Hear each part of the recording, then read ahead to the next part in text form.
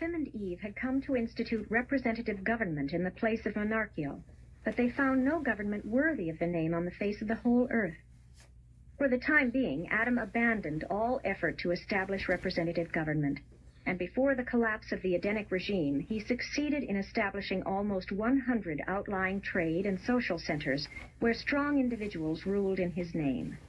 Most of these centers had been organized aforetime by Van and Amadon. The sending of ambassadors from one tribe to another dates from the times of Adam. This was a great forward step in the evolution of government. 6. Home life of Adam and Eve. The Adamic family grounds embraced a little over 5 square miles. Immediately surrounding this home site, provision had been made for the care of more than 300,000 of the pure line offspring. But only the first unit of the projected buildings was ever constructed. Before the size of the Adamic family outgrew these early provisions, the whole Edenic plan had been disrupted and the garden vacated. Adamson was the firstborn of the violet race of Urantia, being followed by his sister and Eveson, the second son of Adam and Eve. Eve was the mother of 5 children before the Melchizedeks left, 3 sons and 2 daughters. The next 2 were twins. She bore 63 children, 32 daughters and 31 sons, before the default. When Adam and Eve left the garden, their family consisted of 4 generations, numbering 1,647 pure-line descendants. They had 42 children after leaving the garden, besides the 2 offspring of joint parentage with the mortal stock of Earth. And this does not include the Adamic parentage to the Nodite and evolutionary races. The Adamic children did not take milk from animals when they ceased to nurse the mother's breast at 1 year of age. Eve had access to the milk of a great variety of nuts and to the juices of many fruits, and knowing full well the chemistry and energy of these foods, she suitably combined them for the nourishment of her children until the appearance of teeth. While cooking was universally employed outside of the immediate Adamic sector of Eden, there was no cooking in Adam's household. They found their foods, fruits, nuts, and cereals, ready prepared as they ripened. They ate once a day, shortly after noontime. Adam and Eve also imbibed light and energy, direct from certain space emanations in conjunction with the ministry of the Tree of Life. The bodies of Adam and Eve gave forth a shimmer of light, but they always wore clothing in conformity with the custom of their associates.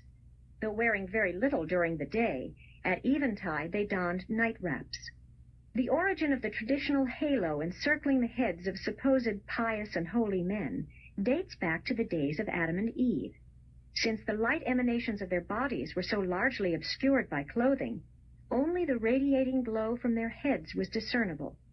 The descendants of Adamson always thus portrayed their concept of individuals believed to be extraordinary in spiritual development. Adam and Eve could communicate with each other and with their immediate children over a distance of about 50 miles. This thought exchange was effected by means of the delicate gas chambers located in close proximity to their brain structures. By this mechanism, they could send and receive thought oscillations. But this power was instantly suspended upon the mind's surrender to the discord and disruption of evil. The Adamic children attended their own schools until they were 16, the younger being taught by the elder. The little folks changed activities every 30 minutes, the older every hour. And it was certainly a new sight on Urantia to observe these children of Adam and Eve at play, joyous and exhilarating activity just for the sheer fun of it. The play and humor of the present-day races are largely derived from the Adamic stock. The Adamites all had a great appreciation of music as well as a keen sense of humor. The average age of betrothal was 18, and these youths then entered upon a 2 years course of instruction in preparation for the assumption of marital responsibilities. At 20, they were eligible for marriage, and after marriage they began their life work or entered upon special preparation therefor. The practice of some subsequent nations of permitting the royal families, supposedly descended from the gods, to marry brother to sister, dates from the traditions of the Adamic offspring, mating as they must needs with one another. The marriage ceremonies of the first and second generations of the garden were always performed by Adam and Eve. 7. Life in the Garden. The children of Adam, except for 4 years' attendance at the Western schools, lived and worked in the east of Eden. They were trained intellectually until they were 16 in accordance with the methods of the Jerusalem schools. From 16 to 20, they were taught in the Urantia schools at the other end of the garden, serving there also as teachers in the lower grades. The entire purpose of the Western school system of the garden was socialization. The forenoon periods of recess were devoted to practical horticulture and agriculture, the afternoon periods to competitive play. The evenings were employed in social intercourse and the cultivation of personal friendships. Religious and sexual training were regarded as the province of the home, the duty of parents. The teaching in these schools included instruction regarding 1. Health and the care of the body. 2. The golden rule, the standard of social intercourse. 3. The relation of individual rights to group rights and community obligations. 4. History and culture of the various earth races. 5. Methods of advancing and improving world trade. 6. Coordination of conflicting duties and emotions. 7. The cultivation of play, humor, and competitive substitutes for physical fighting. The schools, in fact every activity of the garden, were always open to visitors. Unarmed observers were freely admitted to Eden for short visits. To sojourn in the garden, a Urantian had to be adopted.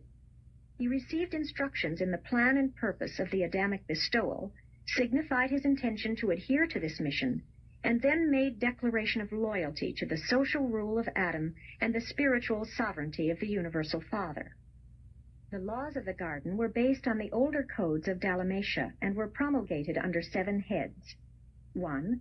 The laws of health and sanitation. 2. The social regulations of the garden. 3. The code of trade and commerce. 4. The laws of fair play and competition. 5. The laws of home life. 6. The civil codes of the golden rule. 7. The 7 commands of supreme moral rule. The moral law of Eden was little different from the 7 commandments of Dalmatia, but the Adamites taught many additional reasons for these commands. For instance, regarding the injunction against murder, the indwelling of the thought adjuster was presented as an additional reason for not destroying human life. They taught that, "Whoso sheds man's blood, by man shall his blood be shed, for in the image of God made he man." The public worship hour of Eden was noon. Sunset was the hour of family worship. Adam did his best to discourage the use of set prayers, teaching that effective prayer must be wholly individual, that it must be the desire of the soul. But the Edenites continued to use the prayers and forms handed down from the times of Dalmatia. Adam also endeavored to substitute the offerings of the fruit of the land for the blood sacrifices in the religious ceremonies, but had made little progress before the disruption of the garden. Adam endeavored to teach the races sex equality. The way Eve worked by the side of her husband made a profound impression upon all dwellers in the garden. Adam definitely taught them that the woman, equally with the man, contributes those life factors which unite to form a new being. Theretofore, mankind had presumed that all procreation resided in the loins of the father. They had looked upon the mother as being merely a provision for nurturing the unborn and nursing the newborn. Adam taught his contemporaries all they could comprehend, but that was not very much, comparatively speaking. Nevertheless, the more intelligent of the races of Earth looked forward eagerly to the time when they would be permitted to intermarry with the superior children of the violet race. And what a different world Urantia would have become if this great plan of uplifting the races had been carried out. Even as it was, tremendous gains resulted from the small amount of the blood of this imported race which the evolutionary peoples incidentally secured. And thus did Adam work for the welfare and uplift of the world of his sojourn. But it was a difficult task to lead these mixed and mongrel peoples in the better way. 8. The Legend of Creation. The story of the creation of Urantia in 6 days was based on the tradition that Adam and Eve had spent just 6 days in their initial survey of the garden. This circumstance lent almost sacred sanction to the time period of the week, which had been originally introduced by the Dalmatians. Adam spending 6 days inspecting the garden and formulating preliminary plans for organization was not prearranged. It was worked out from day to day. The choosing of the 7th day for worship was wholly incidental to the facts herewith narrated. The legend of the making of the world in 6 days was an afterthought. In fact, more than 30,000 years afterwards. One feature of the narrative, the sudden appearance of the sun and moon, may have taken origin in the traditions of the one-time sudden emergence of the world from a dense space cloud of minute matter which had long obscured both sun and moon.